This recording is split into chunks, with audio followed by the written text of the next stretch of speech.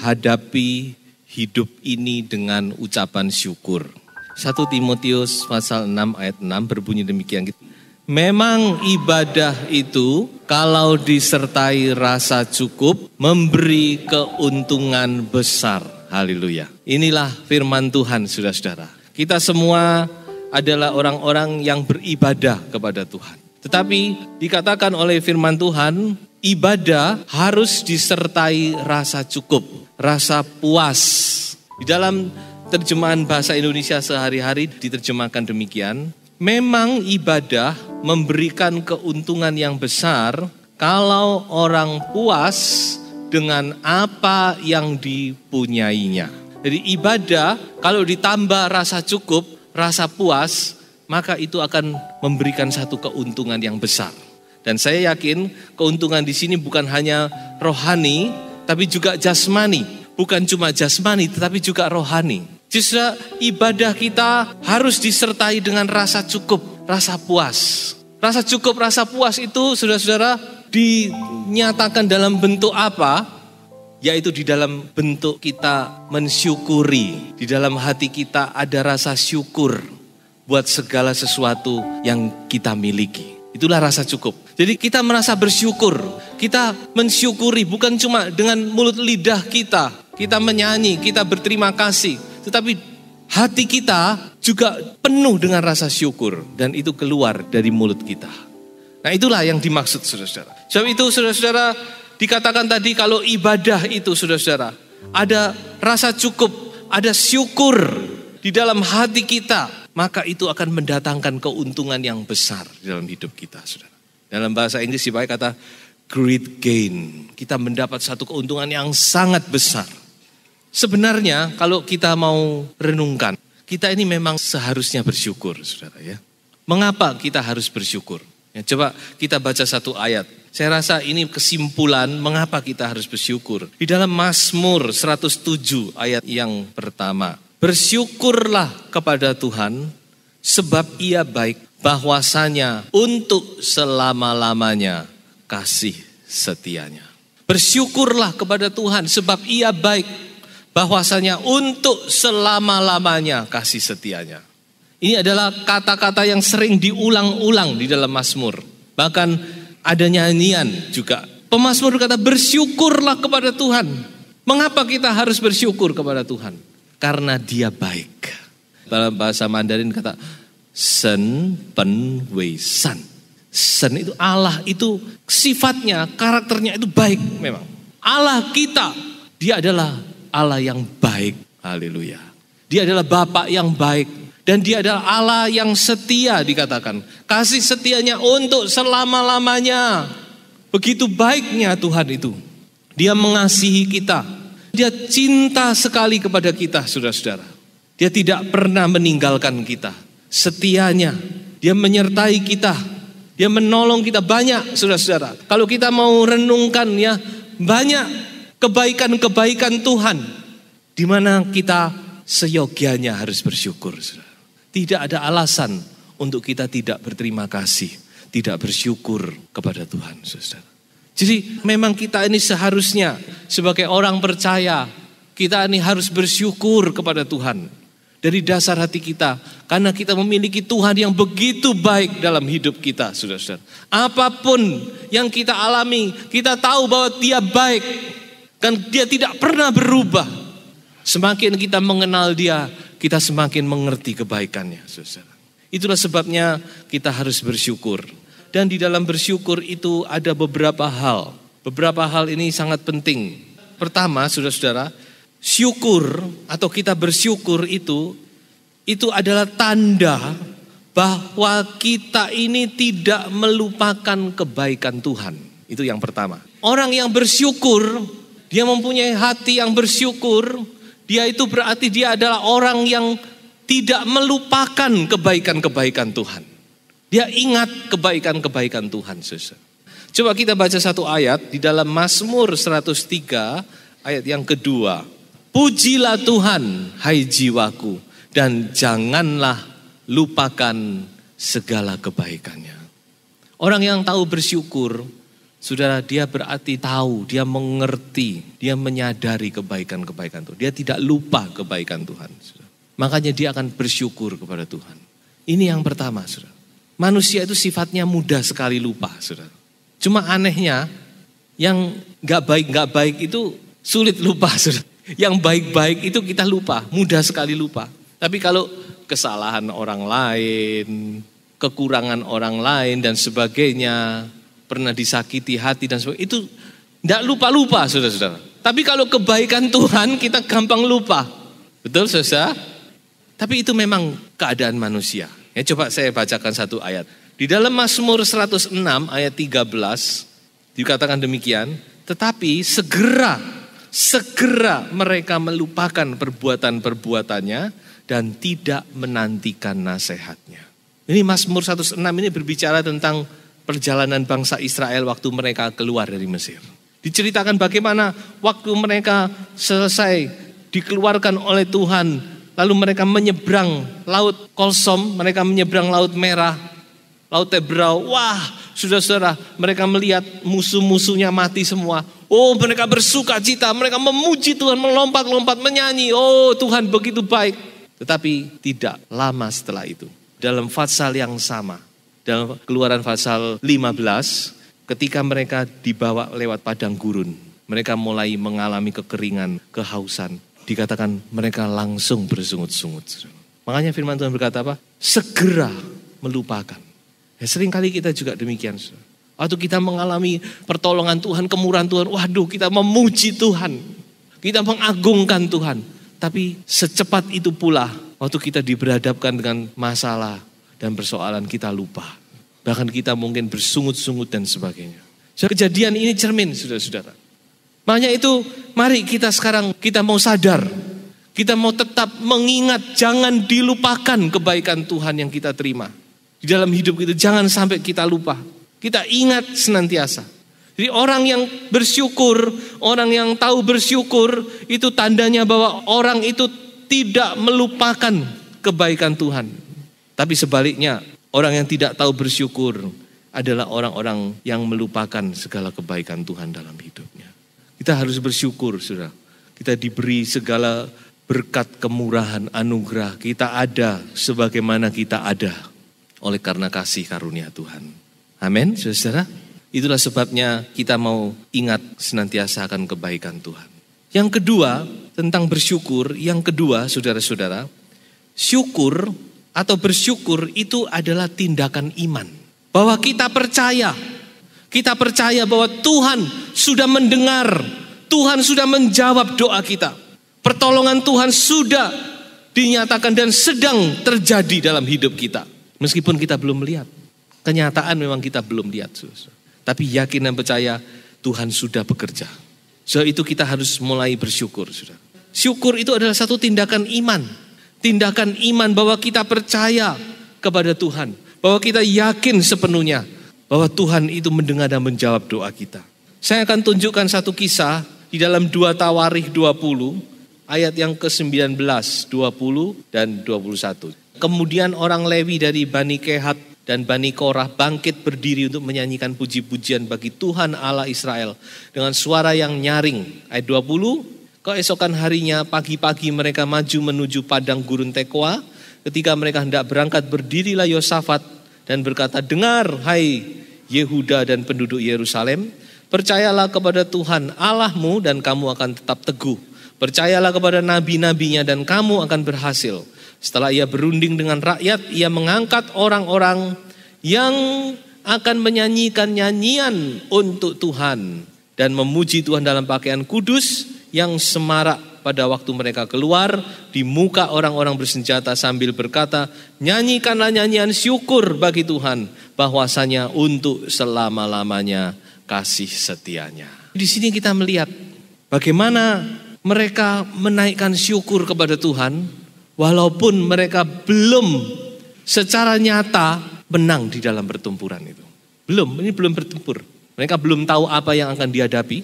Mereka cuma mendengar janji Tuhan, mendengar firman Tuhan disampaikan bahwa Tuhan akan berperang bagi mereka. Firman Tuhan disampaikan. Mereka yakin dan percaya.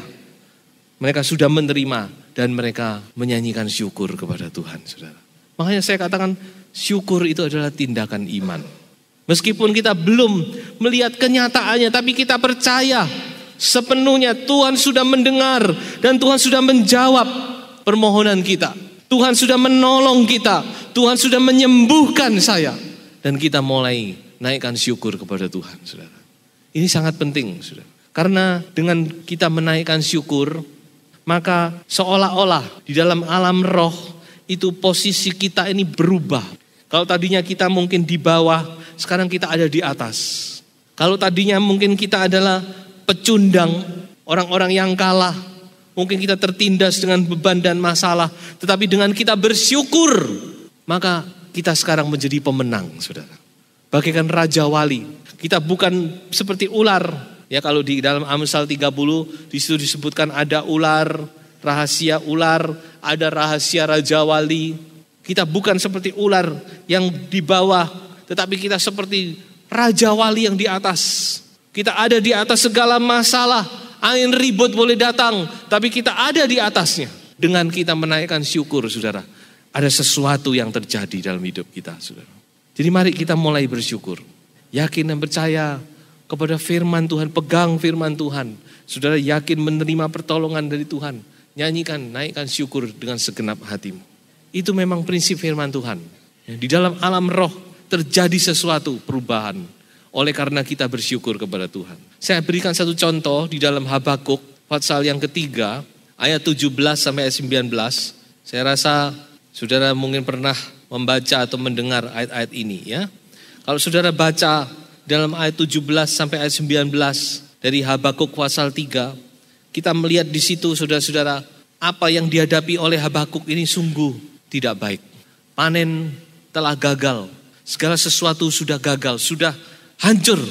Kalau ibaratnya saudara-saudara orang bisnis, mungkin dia sudah bangkrut.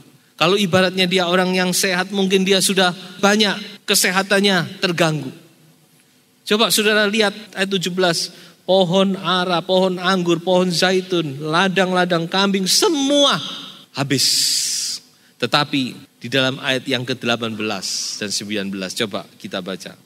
Namun aku akan bersorak-sorak di dalam Tuhan. Beria-ria di dalam Allah yang menyelamatkan aku.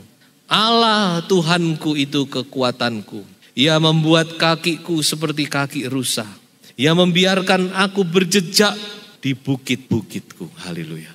Dan ayat 18-19 dia menaikkan syukur kepada Tuhan. Ya, meskipun dia menghadapi hal yang tidak menguntungkan, hal yang sama sekali tidak enak, tetapi dia tetap memuji Tuhan, dia tetap bersyukur kepada Tuhan, saudara. Dan saudara-saudara, sebagai hasil dari syukurnya ayat 19 dikatakan ia mendapat kekuatan untuk dia melangkah.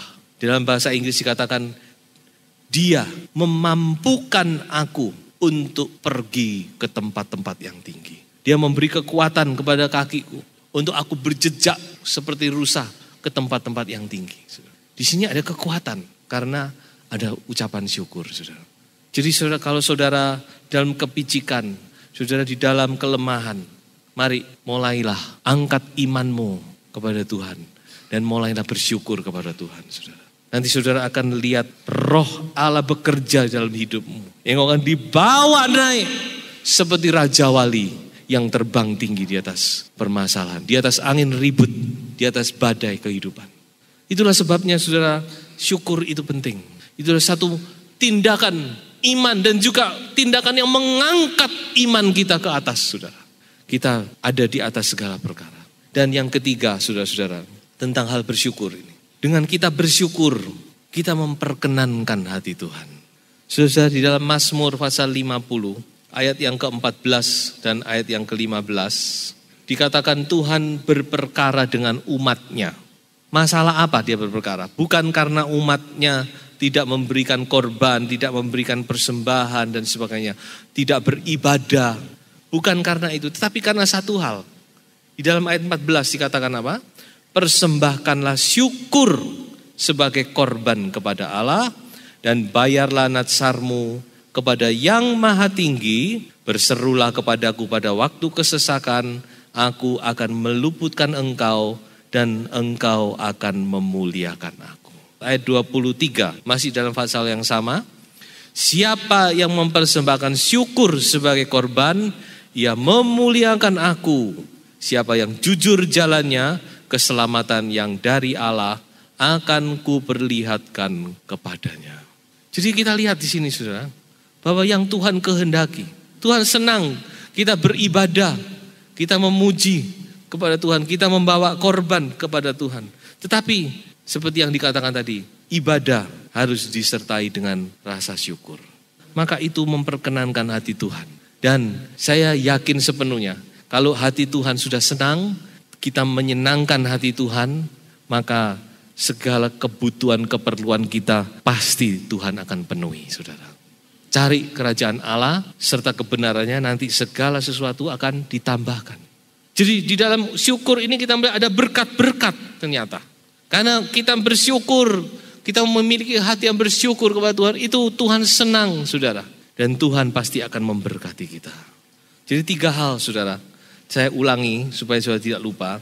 Syukur itu adalah tanda bahwa kita tidak melupakan kebaikan Tuhan.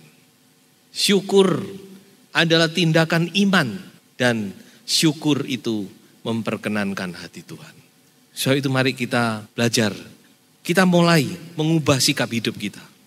Karena dalam hidup kita ini segala perkara itu bisa kita pandang dari 2 sisi. Semua hal, segala sesuatu. Sisi yang pertama kita akan melihat itu, waduh kok begini ya. Kok tidak seperti yang aku inginkan. Kepinginku bukan begini dulu. Kenapa kok begini? Kenapa aku tidak seperti orang lain itu begitu? Kita mulai tidak puas. Kita bahkan mulai menyalahkan, ya menyalahkan si A, si B, bahkan menyalahkan Tuhan. Kita bisa dari sisi yang ini tidak puas, selalu tidak puas. Kita marah, kita bersungut-sungut dan sebagainya. Ini sisi yang pertama. Tapi ada sisi yang lain, saudara. Kita bisa melihat ini, kita mensyukuri apa yang Tuhan berikan. Kita sadar keadaan kita. Oh Tuhan beri ini sudah kemurahan Tuhan ini. Saya seperti ini kok masih dikasih seperti ini. Loh, lain. Padahal sama, yang kita hadapi sama. Itu kan tergantung kita sendiri. Semua di dalam hidup kita. Saudara bisa bersungut-sungut terhadap suami saudara. Suamiku kok begini, kok enggak seperti suaminya orang lain itu. Bisa cari uang, bisa beli ini, bisa beli itu. Suamiku dari dulu ya kayak gini. Lalu si suami bilang, istriku kok gini, kok enggak seperti yang itu. Atau dari satu sisi, aduh suamiku ini setia. Meskipun secara ekonomi tidak seperti orang lain, tapi dia begitu baik kepadaku. Dia tanggung jawab, dia sudah berusaha sekuat tenaga loh. Lain. Tinggal sekarang kita mau lihat dari sisi mana. Seluruh perkara, semua hal dalam hidup kita ini, kita mau bisa lihat dari 2 sisi. Yang saya harapkan kita coba lihat dari sisi ini, saudara. Kita menghadap segala sesuatu dengan ucapan syukur. Aduh Tuhan, engkau begitu baik. Aku seperti ini masih dikasih seperti gini. Masih kemurahan Tuhan ini. Maka saudara, sepertinya hidup saudara akan tadinya gelap. Lalu ada cahaya yang menyinari. Sudah diangkat tinggi menghadapi segala perkara. Ya, inilah yang Tuhan inginkan dari hidup kita, saudara-saudara. Saya tutup dengan satu ayat. 1 Tesalonika pasal 5 ayat 18. Mengucap syukurlah dalam segala hal, sebab itulah yang dikehendaki Allah di dalam Kristus Yesus bagi kamu. Haleluya. Dalam segala hal. Mari kita sekarang belajar mengubah sikap hidup kita, saudara. Kita mau hadapi segala sesuatu ini dengan hati yang bersyukur kepada Tuhan. Apapun juga kita mau hadapi itu dengan hati yang bersyukur. Kalau mungkin hari-hari yang lalu saudara selalu tidak puas, selalu ada celah, selalu begini saudara. Coba kita mau mengubah hidup kita. Kita tinggalkan yang lama saudara. Kita mau berjalan dalam sesuatu jalan yang baru dari Tuhan.